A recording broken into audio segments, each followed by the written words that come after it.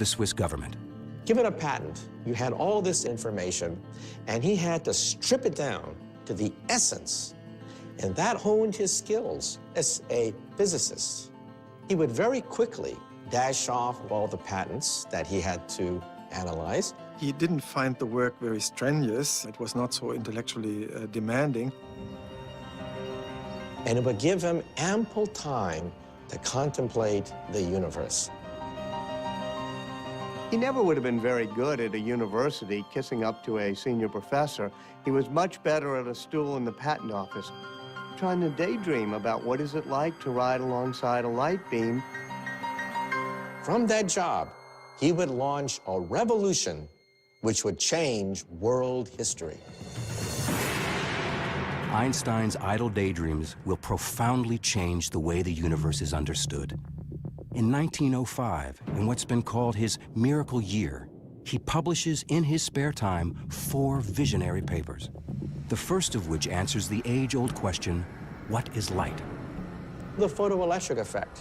This paper, written by this total unknown, showed that light comes as a particle called the photon.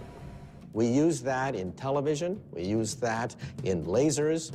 In another paper, the 26-year-old Einstein posits something we now take for granted, the existence of atoms. People didn't believe in atoms in those days, but he proved that atoms can actually make small little dust particles move in a liquid. And he calculated the size of atoms. These papers would have been a remarkable career for any physicist, but Einstein is far from finished. He writes yet another paper with the famous equation E equals mc squared. At the simplest level, this means energy can become matter, and matter can become energy. The tiniest speck of matter holds potentially huge amounts of energy. Unleashing it requires a nuclear reaction, the sort going on constantly in the night sky. Ever since people began to look up in the heavens, they would say, what makes the stars shine? But it took Albert Einstein to answer the question.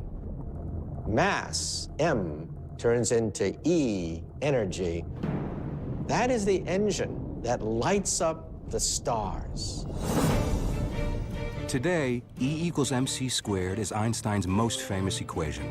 But another theory he publishes this same year is more important and more controversial, the special theory of relativity.